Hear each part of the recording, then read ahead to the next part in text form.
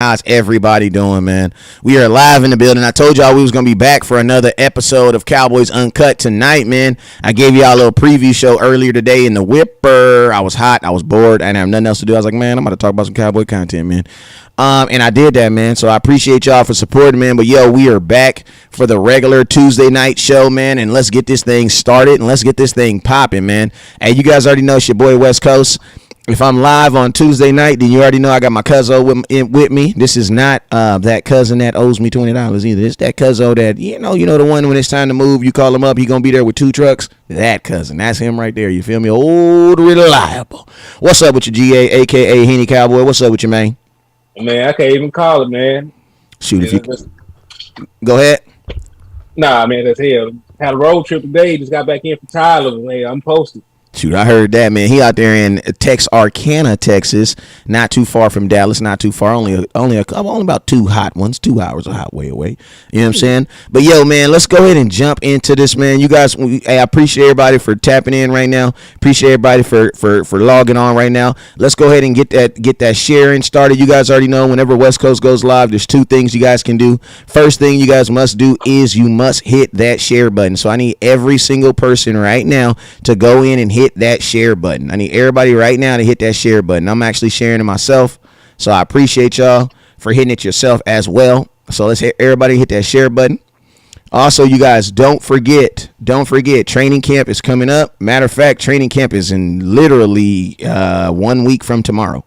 So 1 week from tomorrow, Dallas Cowboys will be going out to training camp, and your boy West Coast will be in the building. So make sure you guys tap in and tune in for that. It's gonna be absolutely live, man. It's gonna be dope. You know what I'm saying? I'm gonna have live footage out there from camp, airing it like nobody else can air it, man. So make sure you guys continue to tap in and share, man. I just appreciate you guys. Appreciate you, Gary. Hey, that's my cousin for sharing.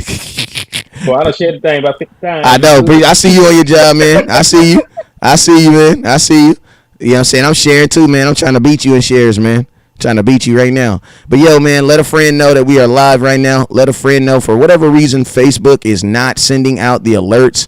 This has been tripping the last couple days, man, but let's not let that be the reason why we don't get nobody up in here, man. So make sure you guys hit that share button, and then make sure you guys hit that star button, man. We're going to get off here in a minute, man, and start talking about some Cowboy content, man. Talk about what we got to do, what you guys want to see from these Dallas Cowboys going into training camp. You know what I'm saying? Training camp 2022, which starts exactly 1 week from tomorrow. You know what I'm saying? 1 week from tomorrow, West Coast will be getting in my Tesla, and I will be driving to Oxnard, California to watch my Dallas Cowboys prepare themselves to get ready to take on this season, man. To take on this season, you feel me? To take on this season. Hey, GA, shoot, man, are you on YouTube? What you looking at right now? What platform you on? Sure, I'm on everything, man. Oh, okay. Well, let me see I'm about to put the link in the Facebook group. Bam. All right. So the link is in the Facebook group. So appreciate everybody. Make sure everybody tap in and tune in. All right, let's go ahead, man, and get through this SS. You guys already know whenever West Coast goes live, there's 2 things you guys must do. First thing you must do is you must hit that share button. So I need every single person right now, no matter where you're watching at right now, to go in and hit that share button. I appreciate you guys. If you already shared, I need every single person right now to go in and hit that share button. All right. Next thing, you guys already know whenever West Coast goes live, there's these things called stars at the bottom of your screen. You can hit those. What do the stars do? The stars can do nothing but support the content creators. Who's the content creator? That's your boy West Coast. We use that to put right back into the content and to ensure that we're able to continue to put out content and things like this. So I appreciate everybody that's watching, man, and everybody that's hitting those stars and hitting those shares, man. I appreciate you guys. Hey, shout out to my boy Nelly Rogers watching on YouTube right now. Appreciate you, my boy, over there on YouTube. Let's go, man. So, yo, GA, man, what's on your mind, man? What's up with you, Auntie? What's up with you, Auntie Mary? Appreciate you for tapping in. Yeah, Facebook is tripping right now. It's definitely tripping because we only got 11 people over here, and for whatever reason, I got a gang of people telling me that they're not getting the alert. So it's all good. You guys are gonna share, and they will eventually find their way into the show, man. But we're gonna press on and keep going until then, man. So let's go. So Gary, man, let's go ahead and talk about it, man. I think we earlier today we were talking about the Dallas Cowboys. We always talk about run the damn ball, and we actually have this new committee that's about to drop called Stop the Damn Run. Got a whole hat and shirt. A whole hat and shirt that's behind it, you know what I'm saying? Had to get it all vectored out and everything else. But hey, listen, got a whole new shirt and hat and a new wave coming out for 2022. We're going to have run the damn ball on the offense on the field, and when the defense is on the field, we're going to have these stop the damn run. Why? Because run the damn ball is detrimental to our success as a team, and then stopping the damn run is the reason why we haven't won. If you go look at the last 3 playoff games, games the Dallas Cowboys played, and go look at what we've given up against the run. Our last playoff game versus the 49ers, we were 165. Against the damn Los Angeles Rams in 2018, we were 264. You know what I'm saying? That's almost 400 yards in 2 games right there. So yeah, stop the run has to be a focal point for 2022. So yeah, we are getting a hat and we are getting this thing popping for 2022 on stop the damn run. You feel me, man? Yes, and that's exactly right. That was my first talking point on that. Because when we get to the actual big games that matter, we get ran off the field. So like you said, 169 yards and 2 touchdowns just last year in the wild card game. 273 rushing yards and 3 touchdowns back in 2018 when we lost to the Rams. So that has been a big weakness for us. And, those are not outliers. That's not something that's a random occurrence. If you look back at the trends of like the regular season, we have finished outside of the top 10 in run defense the past 3 years. Last year, we were 16th in run defense. 2020, we were 31st in run defense. 2019 was a little better. We were 11th in run defense, but we're still not in the area we need to be to actually be a consistent contender. And we can just get ran off the field and blown off the point of attack when we play these big games against folks that are willing to exploit our weaknesses. Yeah, man. And I think, I think stopping the run hasn't been really too much of a focal point to the Dallas Cowboys. Because, if you go think about it, think about the defensive tackles that we brought in. The biggest name defensive tackle that we've brought in the last 5 years is probably Gerald McCoy, who ended up not even playing a down for the Dallas Cowboys. Not a single snap. You know what I'm saying? And it's crazy because there was a large amount of jubilation. There was a lot of I think there was a lot of excitement with the signing of Gerald McCoy because we all knew that we had a problem stopping the run. I think the issue that came after that is once he got hurt, the Dallas Cowboys didn't do anything as far as bringing anybody else to replace him, anything like that. And it's as far as the stopping the run, I think we have kind of relied too heavily on our own guys. We've relied too heavily on our own guys. And I think the Cowboys are a team that drafts fairly well. I think you've seen that, not necessarily in the Micah Parsons, but in the Dak Prescott's, because Micah Parsons, where you drafted him at, you're expecting him to kind of be what he is. You know what I'm saying? But the Dak Prescott's of the world, those are the guys that you really want to, gauge your drafting off of. Why? Because this is a 4th round pick that you weren't really expecting much, who is now the franchise quarterback of your team. You know what I'm saying? Yep. And outplayed every guy at his position. You know what I'm saying? But, I see that, but when I look at the defensive line, I definitely feel like even this year, you know what I'm saying? I know a lot of you guys like the Ridgeway kid, but man, he's outside of the 5th round. You know what I'm saying? He wasn't a top 100 pick. You know what I'm saying? And to think that, the stopping the run or teams just being able to run on us has been the reason why we have lost playoff games where our seasons has ended. You would think that the Cowboys would just invest something into actually getting after stopping the run. For the last 3 years, DeMarcus Lawrence has been your hands down best run stopper. And that's a shame because he's a defensive end. Right. He's usually not going to be at the point of attack where a run play is going to develop. And as a defensive end, you're forced to play on one side of the football. Mm-hmm. You're as a defensive end, you're gonna you can't play the middle of the run. You can't play the middle. You know what I'm saying? If your best run stopper is a defensive end, that I can easily outplay that or adjust around that. Why? Because I can just run to the opposite side. Unless you're trying to tell me that DeMarcus Lawrence is athletic enough to run all the way to the other side, and most defensive ends are not. You know what I'm saying? And look, he can do all that. He might need to go renegotiate his contract. Facts. You know what I'm saying? And that's why I say that DeMarcus Lawrence has always been able to earn his money regardless if he's getting to the quarterback or not, because he's been your best run stopper. And on top of that, he also gets you a ton. He gets you a ton of tackles for loss, which in my opinion, tackles for loss are simply sacks without the quarterback. You know what I'm saying? It would have been a sack if the quarterback would have had the ball. The only difference is the damn running back had the ball. You know what I'm saying? Or the wide receiver had the ball. You know what I'm saying? What's up with you, John Cofield? Appreciate you for stepping in, OG. So yeah, man, stopping the run, and let's talk about these running backs, man. Let's talk about these running backs that we're going to be playing in 2022, man. Before we go ahead, let me know who's talk about these running backs we're going to play in the first in 2022, man. Well, man, when you think about it like this, man, there were 7 running backs who topped 1,000 yards last year, and judging by this, we played 1, 2, 3, 4. We played 4 out of 7, and we got the 5th one on our team. Damn. So that should tell you something. And outside of that, let's just go week by week. Let's just look. I got this broken down week by week, what we're looking at. Because when I say we got to stop the run, some of these instances, not just one guy. Because we go here, week 1, we got Leonard Fournette.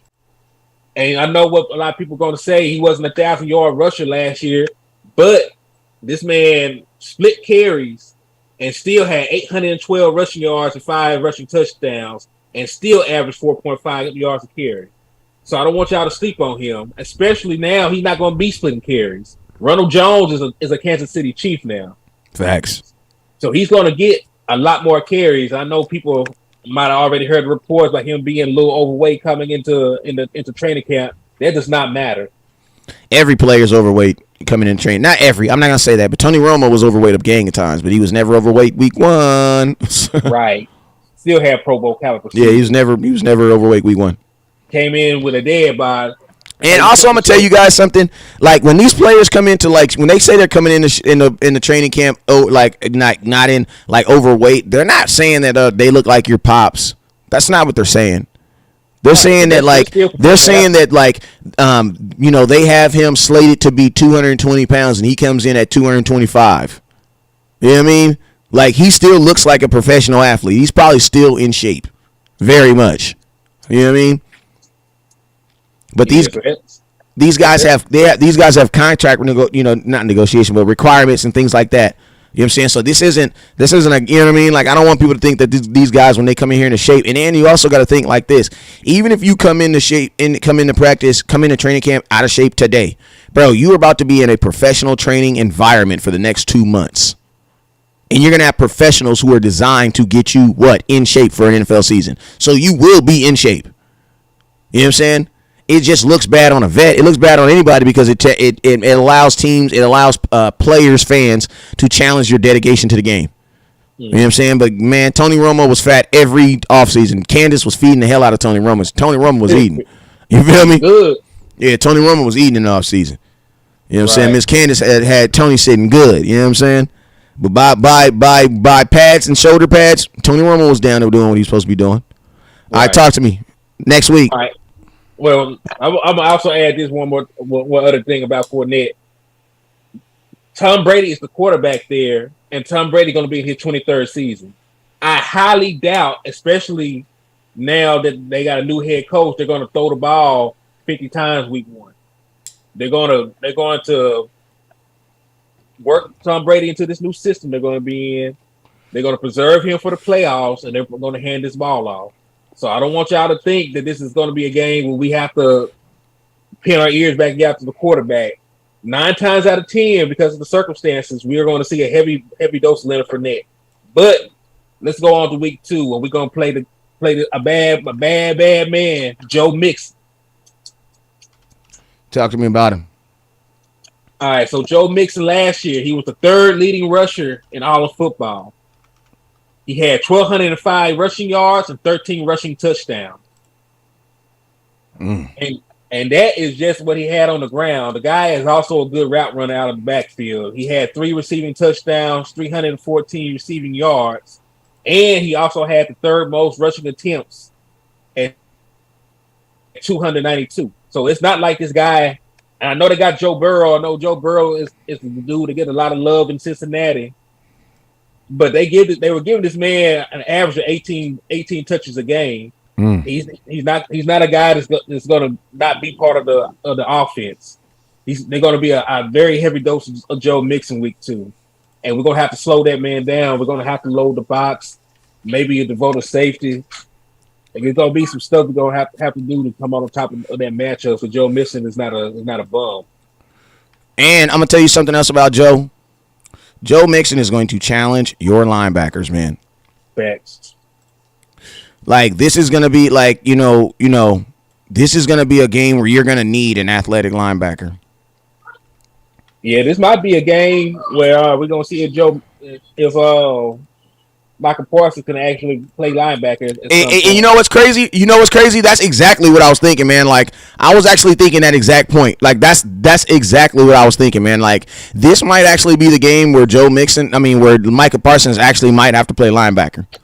Yeah, because I know that.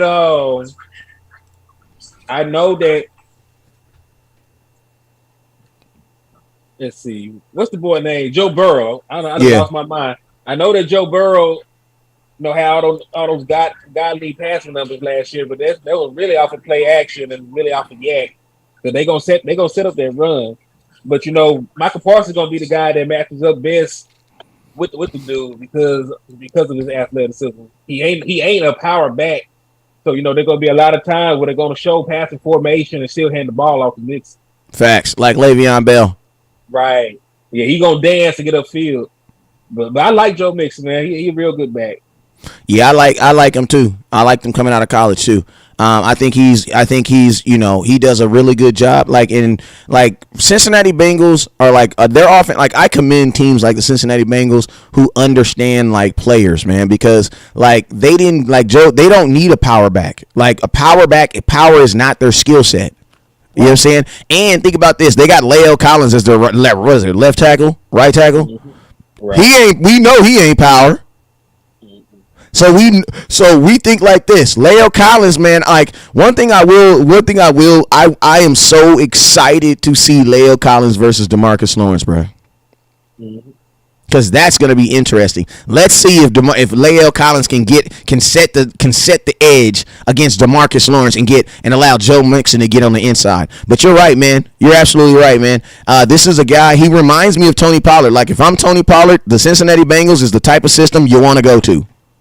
Right, because you're not just limited to what you're doing. Because he's still going to go out on routes, bro. He will line up as a fifth receiver. Yes.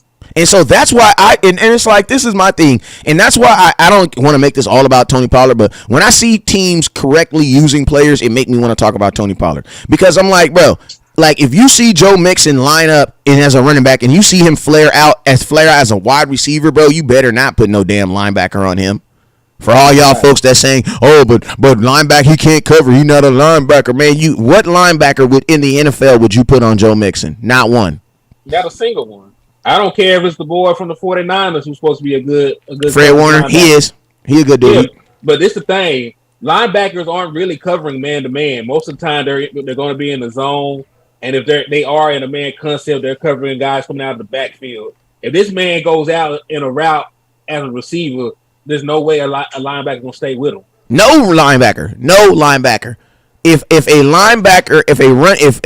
Joe Mixon, a guy like him, flares out or he's getting out, you want to get a safety on him. Exactly. Or a corner, depending on how good he is as a receiver. And that's why I get so frustrated when I hear fans say stuff like, oh, when I don't want to bring him up again, but man, when they say stuff like Jalen Smith can't cover, he can't cover. Well, bro, can't no linebacker in the NFL really cover, and if they can't cover, they're playing safety, bro. Yeah, because that's a waste of talent. That's not what I actually need you to do. Exactly. Can you do it? Yes, it's a plus if you can do it, but that's not the job of a linebacker. I don't really want my linebackers going backwards. Right. You know what I'm saying? And I don't really want my linebacker standing, because if you're standing or going backwards, bro, you're not doing anything. You want your linebackers doing what? Flowing with the traffic, flowing with the play. That's moving what? Side to side, bro. Right. I'd rather my linebacker fill a gap than anything. And then anything, bro. So that's why I be irritating me, man, when we talk about, oh yeah, but how does is he a good cover, bro? If you think linebackers are supposed to cover, go look at Micah Parsons. Week 1. Come on, bro. Linebackers, man, and what I mean by this, Gronkowski had him all over the place. You don't know why? Because linebackers shouldn't be in space trying to cover. That's why. Right. Now, if they get caught on the island, no, that's different. But you shouldn't even put your linebacker in that position. You shouldn't be. Like if they get in that position because of the offensive being smart enough to get me out of place. Because I'm gonna tell you guys this right here. If I ever see a linebacker on a running back and I think they're passing the ball, I'm changing my defense. Right. And you know what? What's crazy, and if I don't, it should be a big play on the offense because the offense has the advantage. You know what? We were in that predicament when we were playing the Steelers, and we didn't take advantage of it, which really hurt my heart. Elaborate on that, brother. CeeDee Lamb was lined up against a linebacker that entire game, the game where Gilbert played. Yeah. And we threw the ball to him like one time when the linebacker was actually on him. Yeah, that's the reason why Gary Gilbert never played another game for the Dallas Cowboys, too. I'm pretty sure because they went back and looked at that tape. That should have been a game we won easily. They made no adjustment. They dared us to explore it, and they never did. Facts. Okay. Facts. So, go ahead. Yeah, let's move on to week 4 and week 18 because this is a guy we're going to play twice, and this is a guy that's in our own division, Antonio Gibson. Okay. Now I spoke about there only being 7 guys who had 1,000 yards last year. He was one of them, and a lot of people sleep on Gibson just because he's a Washington whatever, a Washington no name. But the guy is a productive running back. He finished 6th in rushing yards last year. Has 4.3 speed, and he's another guy just like Tony Pollard. They played at the same school actually. He's a defensive tackle. He's a guy that can catch the ball out the backfield. He's a guy that can run in space. He's really more of a big play running back. He will get in open space and he'll hit his head on the goalpost. So this type of guy, he's not going to be a power back or anything like that. But he is a guy that can hurt you when we don't get a guy on him quick enough. Yeah, and I'm gonna tell you this right here. He is another guy who a team is going to use as a threat in the passing game and also in the running game. You know what I'm saying? This is Antonio Gibson's a good back. Like, I'm going to be honest with you, considering what happened with Geis, like, they got blessed. I'm not saying they didn't get blessed because they still had to draft the kid. You know what I'm saying? But they got blessed. You know what I'm saying? Because Geis was supposed to be the dude. You know what I'm saying? He didn't really, he had his little situation. I don't know. Where is he at these days? You know what I'm saying? I don't know. That's a good question. You know what I'm saying? But Antonio Gibson, he is that new wave of, I don't want y'all to think that I don't, when I say this, I don't want y'all to think I'm taking a shot at Zeke, but he is the new form of running back. He is the what they want from running backs. And I'm going to be honest with you guys, running backs in most schemes, in a Washington scheme, 800 yards is pretty damn good because they're not trying to overly run the ball. You know what I'm saying? So, for Zeke, if Zeke gets 800, you guys know that's not good. Why? Because you guys know that we should be doing what? Running the ball, right? But nobody cares how many yards a Chiefs running back gets, right? Nobody cares. You know what I'm saying? Why? Nobody, you know what I'm saying? Because it's about how the offense is being used. So, in their offense, 800 yards from a running back is damn near like 1,100 yards. And he had 1,037 last year. So, he was 1,000-yard rusher. He did have a bunch of big plays, and he was one of the more productive backs. I think one of the issues was they moved away from the run down the stretch, and I think that really hurt them. I mean, one thing about Washington is, man, Washington has had 4 different quarterbacks every year for the last 3 years. You know what I'm saying? And for whatever reason, I think they end up using the season to try to find out who the guy is instead of just because, Washington's had a pretty good defense. And it's like the NFL has shown you that you don't have to have the best quarterback in football to be able to move something in the NFL. All you got to have is have solid parts around him. So I think, when people downplay Washington because they don't have a quarterback, I lean more toward the fact that they still got a really good defense and they still have one of the up-and-coming running backs. And they allow him to be one of the better players on their team. You know what I'm saying? The disadvantage that Zeke has is, man, he's one of the better players on our team, but we don't allow him to be that person. Right. Washington allows him to be that person. Also, if I think about it, Zeke had less carries last year than he did the year he was suspended. So that should tell you about how often he's actually getting the ball. And remember, the year he got suspended, he only played 10 total games. Mm-hmm. So that's, I mean, so far we have, we got Leonard Fournette, you got Joe Mixon, and then you got Antonio Gibson. Right. So this next one is not even a guy. This next one is going to be a team. Week 6 and week 16, the Sheagles. Philadelphia Eagles. And they got who they starting running back over there is what's the boy? Miles Sanders. Mm-hmm. But this is the thing. It's not even just about the running back. They have a running quarterback as well. And in tandem with everything they had, they led the league in rushing last year. They had 2,715 yards, and they led the league in rushing touchdown with 25. So I know we beat the brakes off them both times. But, after we beat them towards the middle of the season, they went on a run. They won a bunch of games. They ran the ball really well. And by the time we actually saw them again, they set their starters out. So I'm not saying that they would have beat us, but I'm saying they're not a team to take lightly.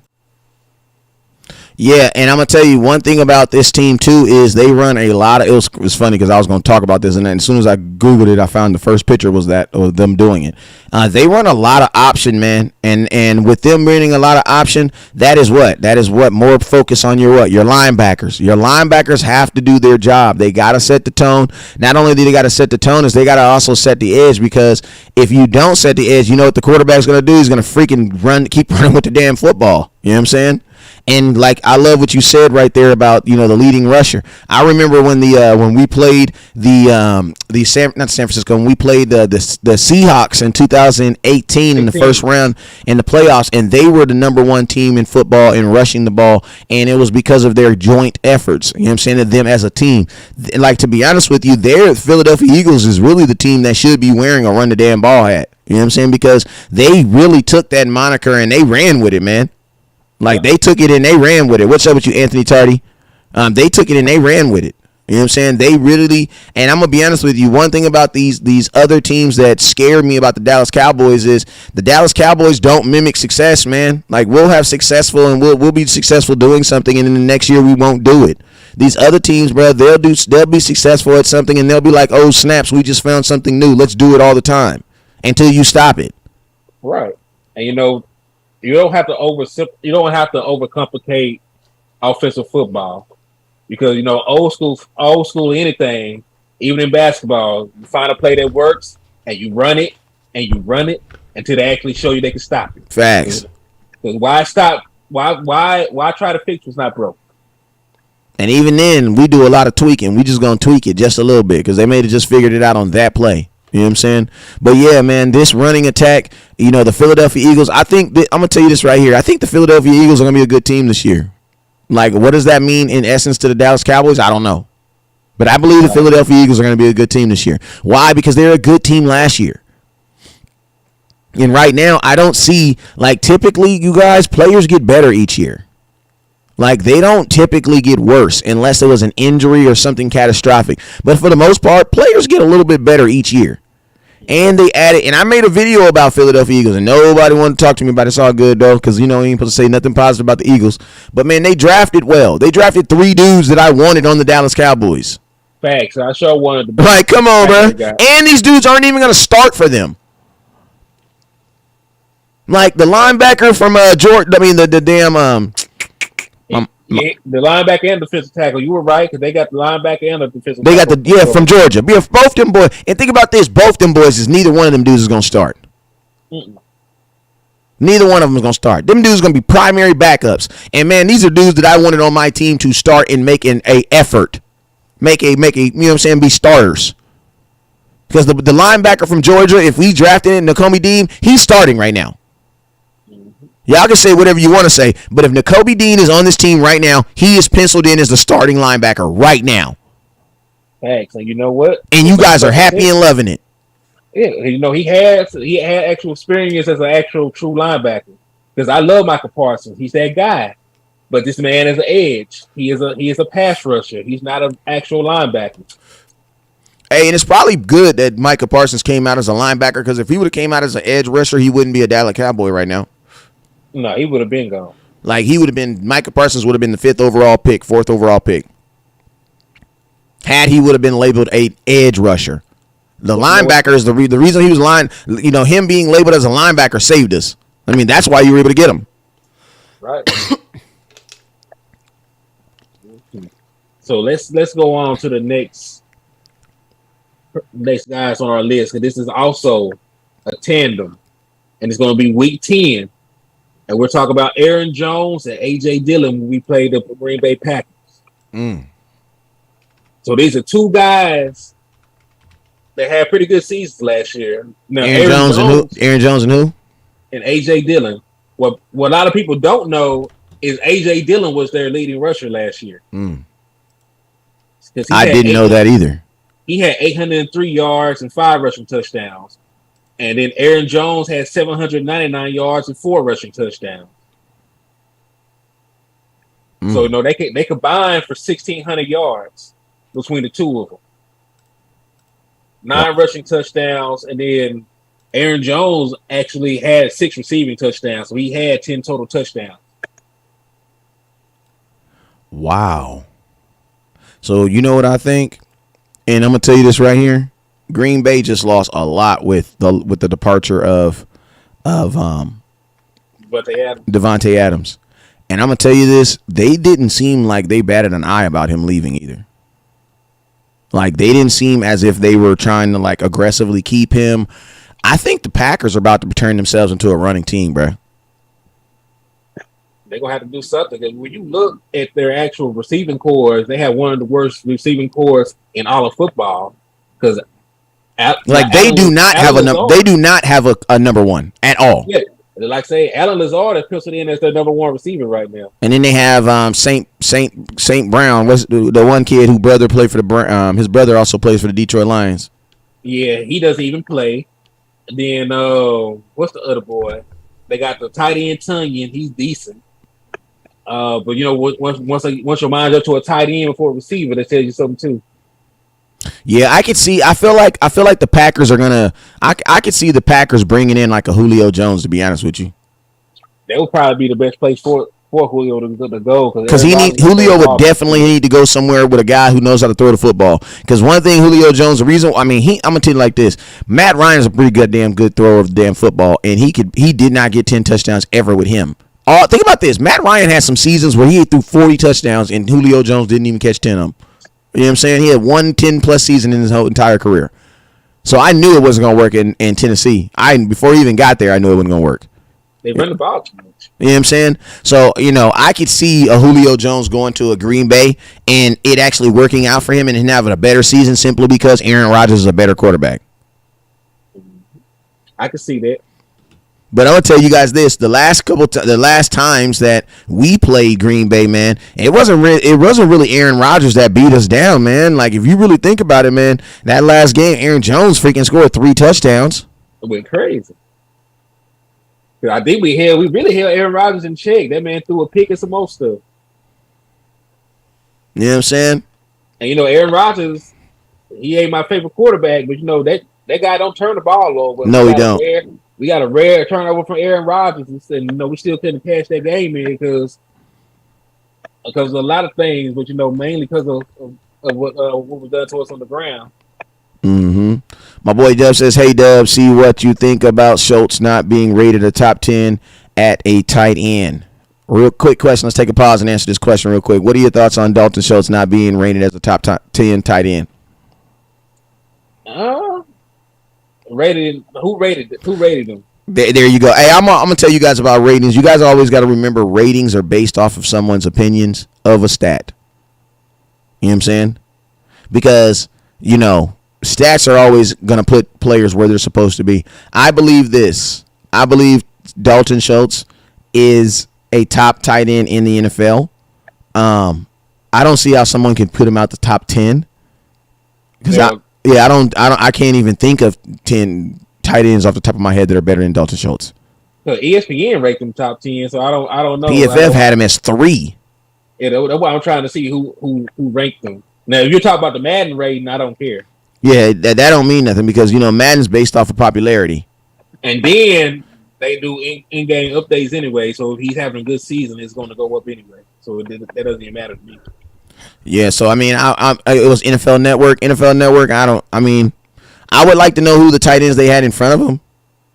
And I bet you they have. See, a lot of times you also got to think about this. When people say these top 10 lists, are they saying top 10 currently or top 10 going, or they're going to be? Because if it's a list like these are the top 10 quarterbacks going into 2022, then you know what that means. These are the guys you think are going to have good seasons.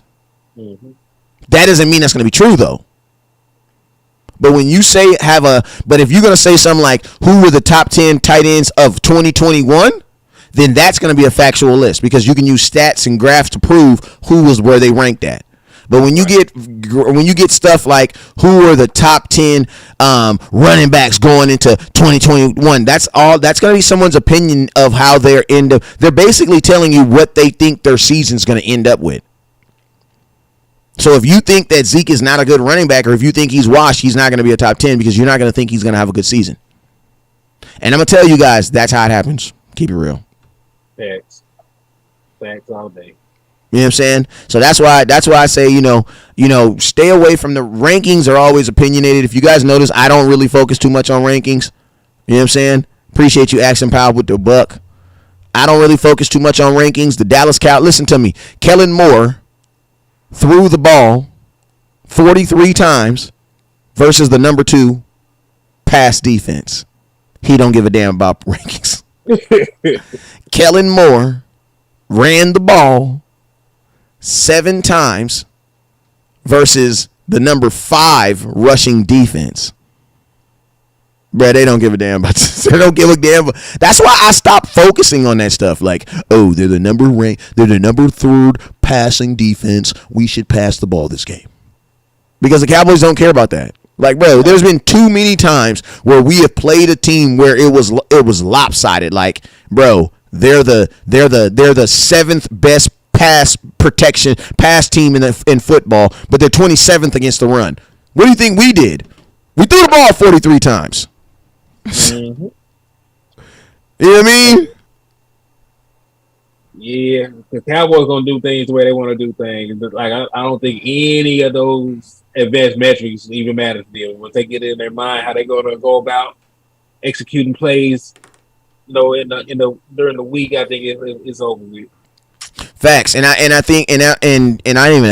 know that is based more solely on what the Cowboys want to do. Like, we don't actually do the whole like let's play what the defense gives us. Because I'm gonna tell you this right here: if you're playing against the 26th ranked defense, mother effer, they're giving you the run.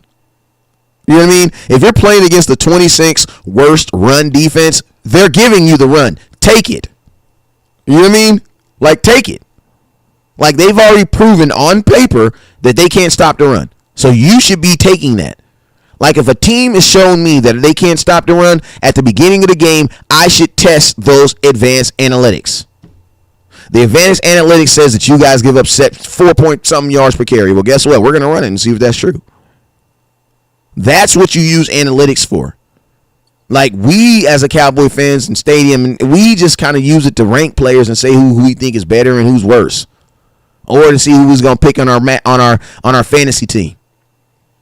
But you're supposed to be using these stats and these analytics to actually help you beat these teams. That's why I said, man, like we talk about advanced analytics, but they don't actually apply them. Because you would have seen that, man. You would have seen that. Facts.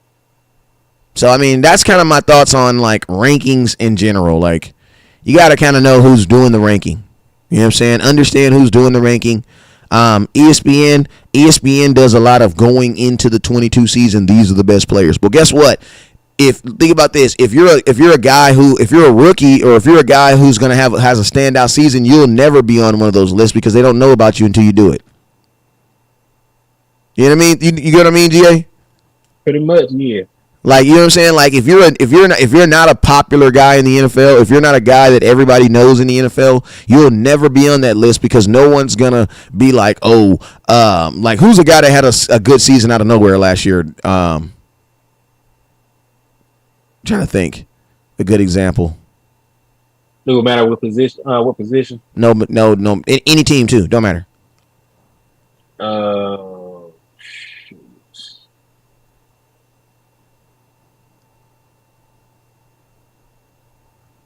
Hey, y'all put it in the comment box. Who's a player that had a season out of nowhere last year? I like Miles Austin. Better example. Miles Austin. Okay. You would have never known. Miles Austin coming into the league would have never been on one of those lists. Want to know why? Because nobody knew who he was. You know what I'm saying? You can only project what you've already seen. You know what I'm saying? So when they do these projections of lists and stuff like that, it is someone taking a look at what they're seeing and thinking how good this person's going to play. You know what I'm saying? And I'm going to tell you this right now. When it comes to Zeke, the narrative right now is, and some of it is true, our offensive line is not good, and our offensive coordinator can't run the football. So it would not be surprising me if he's left on all lists. Because the general consensus doesn't believe that the Dallas Cowboys even want to run the football. Right. You know what I mean? So, like, if I'm a person who's not a Cowboy fan and I'm just watching and I'm ranking as I would be like, well, yeah, the Cowboys don't run the ball no more. So why would I think Zeke is going to end the season with a top 10 season, even if he did last year? So I'm gonna be honest with you. I would think that the Cowboys will run the ball more with the absence of Amari Cooper. And I'm gonna tell y'all this right here. For all y'all folks, and this is kind of off subject, but for all y'all folks that think that now that Amari Cooper's gone, CeeDee Lamb is just about to get this ridiculous amount of targets, that is actually not Dallas Cowboy culture either. Because if that was the case, Amari Cooper would still be here. Think about that. You guys, the very thing that you got that got Amari Cooper out of here, you guys think the Cowboys fixed it in 4 months. I hope so. Well, they need to. Because think about this. It's insane to think that if the Dallas Cowboys didn't throw it to Cooper, that they're going to overly throw it to CeeDee Lamb. Cooper was already paid. You already paid him $20 million. Why would you not throw the ball to him? He's already paid. It's harder for me to believe that you're going to throw the ball to a guy that's trying to get paid. And think about this. Every pass that you throw to him is more money than you throwing the ball to a guy that's already been paid. You know what I'm saying? So that's why I say for me, I'm just excited to get to training camp and see. That's what I am. I'm excited because right now there's a lot of unknown. There's a lot of unknown. Hey, let's do one more running back before we get up out of here, man. Go ahead. All right, shoot. I have next guy up on the list. I really can run through these last three real quick. There's just 3 guys left. So Dalvin Cook is going to be the next guy up, week 11. This man had 1,100 rushing yards the past 3 seasons. Jesus. He missed 4 games last season and still had 1,100 rushing yards. Had 1,159 and 6 rushing touchdowns. Averaged 4.7 yards a carry. And he has a legitimate backup running back in Alexander Madison. Yes, that boy's who is a legitimate dude. He could probably start on a couple teams. Mm-hmm. He will. He'll be gone next year. I'm pretty sure of it. My kids worked out with him this offseason. Really good dude. Oh yeah, that's what's up, man. That's what's up. Real good, humble dude. Hey, shout out to Madison, man. Yeah. But go ahead, finish it up. Madison, who else? I mean, not just Madison, but that is a good duo, man. And I'm gonna tell you this right here: that could Alexander Madison and Dalvin Cook should be on paper the best running back duo in football. Like that could be, because there's a lot of teams like that have like a Derrick, like Tennessee. They have Derrick Henry, but they don't have anything behind him. Man, Alexander Madison is a monster. That boy's nice. Yeah, dude cold. Dude very cold. Oh, then the next one. These last 2 are going to be some heartbreakers toward the end of the season. We ain't got our run defense together. Jonathan Taylor. League in rusher. Boy, that man made history. He became the Colts franchise leader in single season rushing yards and single season rushing touchdowns. 1,811 rushing yards, 18 rushing touchdowns. You mean the team that had Edgerrin James and Marshall Faulk? Or did Marshall Faulk play for the Colts? No, he played for the Rams. He played for the Rams. Played for the Rams. What was the other running back that played? They had Edgerrin James, and there was one more. I don't remember. All right, go ahead. Put it in the comment box. Who's the running back I'm thinking about, y'all? Cleveland's backs ain't no joke. I know we don't play them. Praise God. We played them last year. 2 years ago. Chubbs and the other boy. All right, very last guy on the list, King Henry. Oh, he did play for the Colts. I knew he played for the Colts at some point. All right, but go ahead. Yeah, we played King Henry week 17. So think about this. Think about this. There will be no week 17 50-point game. Will be none of that because that game is going to matter.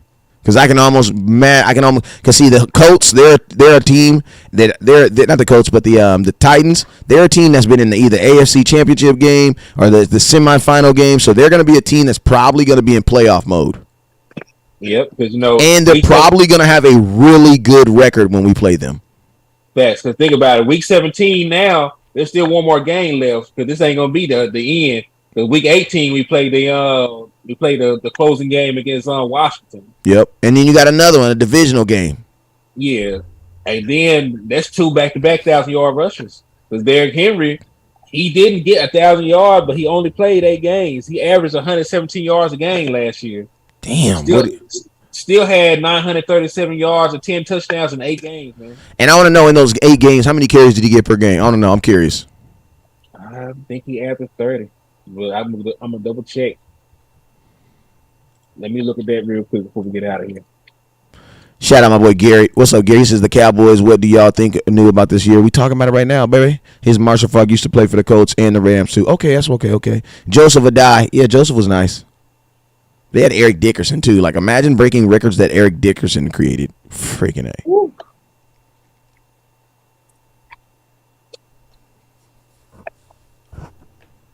All right, let's see if I can find his rushing attempts per game.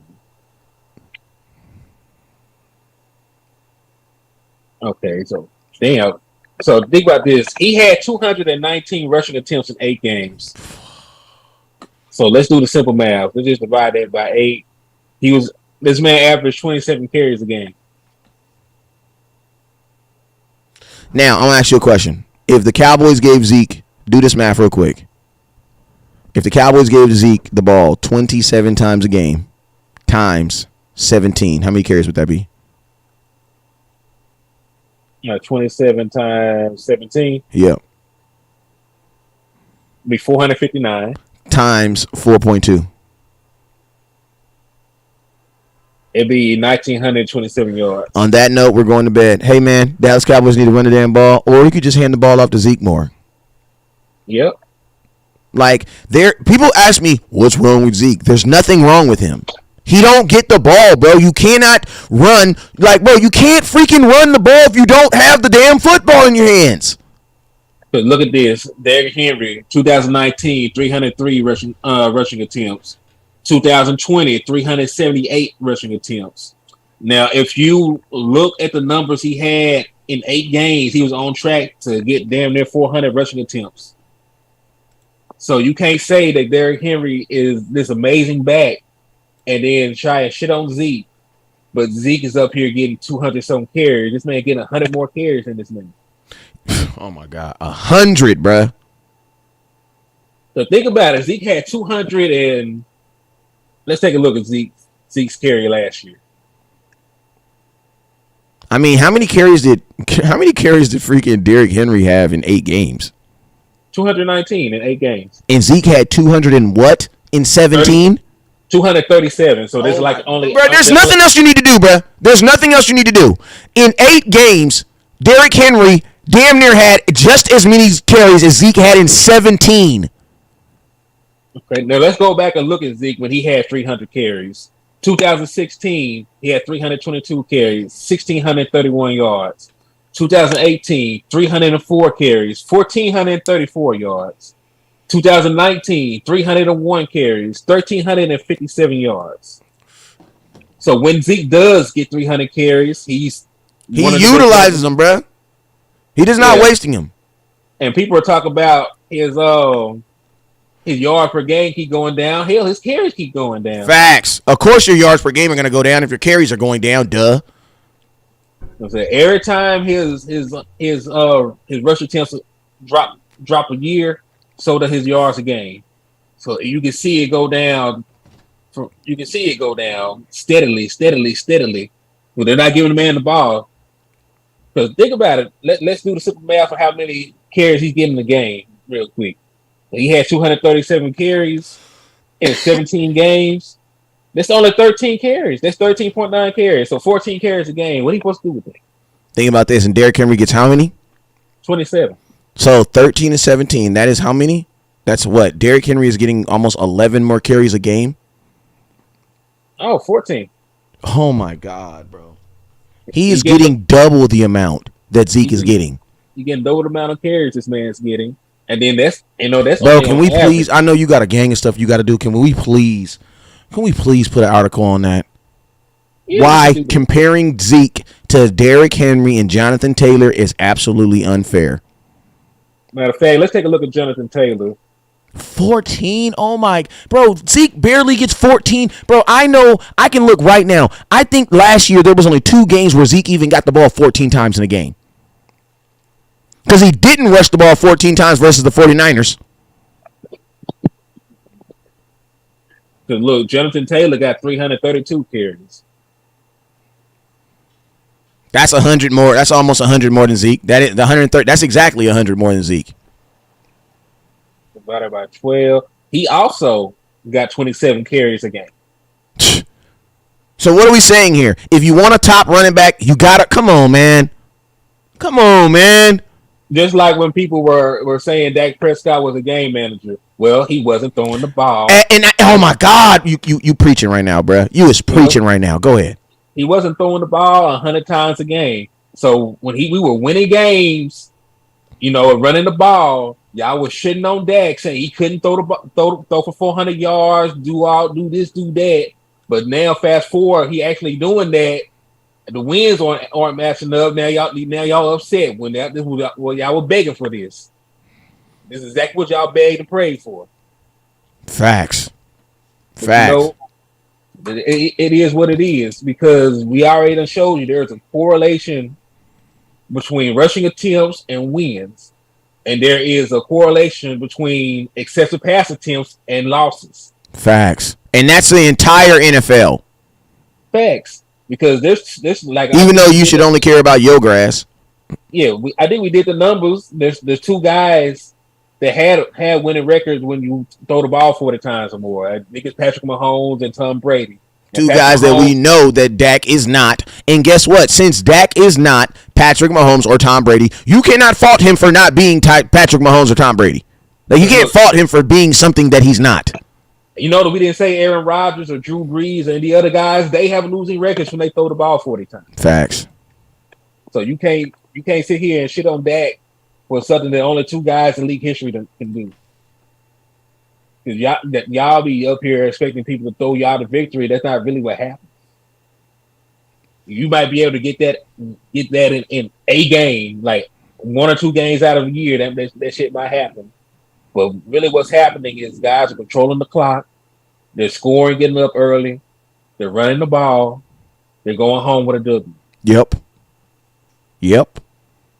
You can even look at teams like Cincinnati. Listen, bro, we run when we don't want to pass. That's it.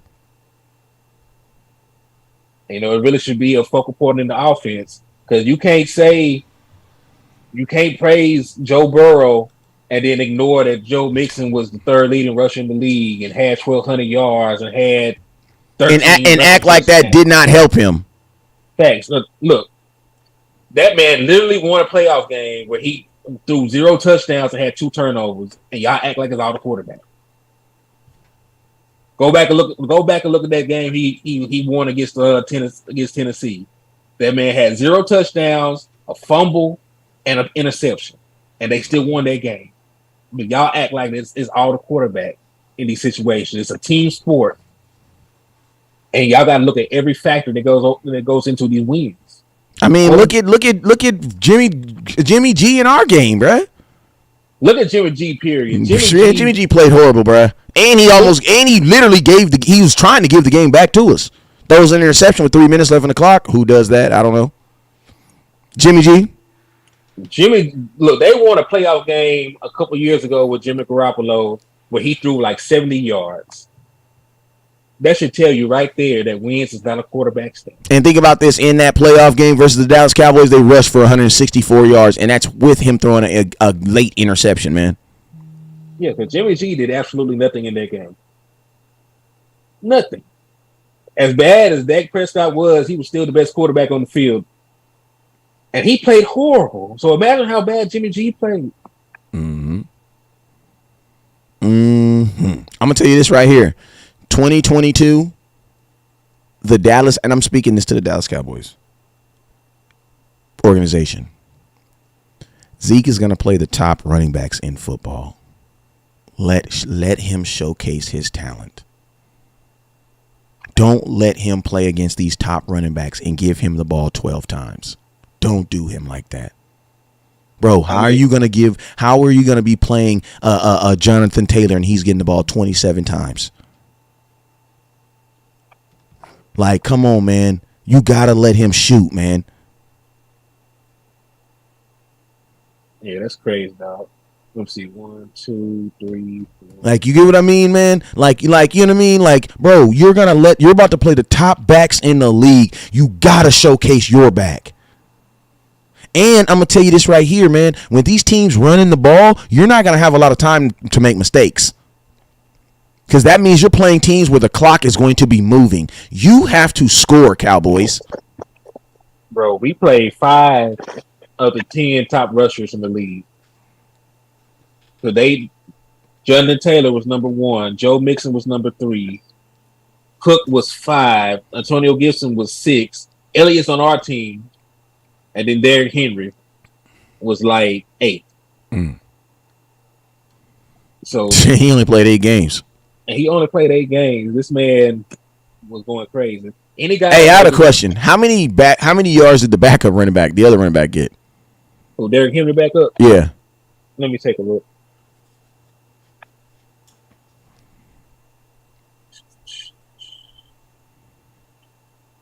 I've got to remember the boy's name. Let me see. Hey, man, I appreciate y'all for watching tonight.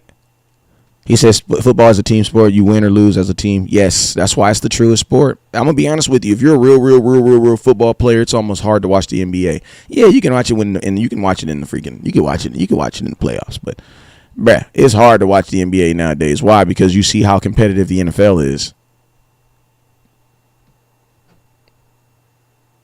You know what? I don't think that boy on the team anymore. Let me see. I can find him.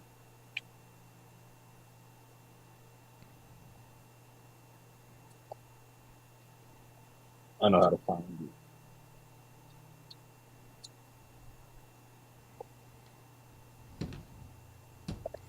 You got that power over me. I came out. I told you. I've been listening to that Kevin Gates. My bad, y'all.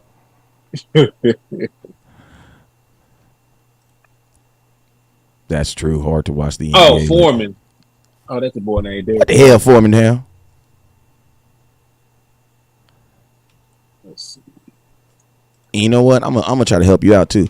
I'm also curious about. I'm also curious what the Titans did the very first week Derrick Henry was out. Like if they stuck with the run. Like if he still got 26 carries. Let's find out. These advanced stats, analytics. Go ahead. Foreman had 556 yards and 133 carries. All right, so that is and my boy and Derrick Henry had how many?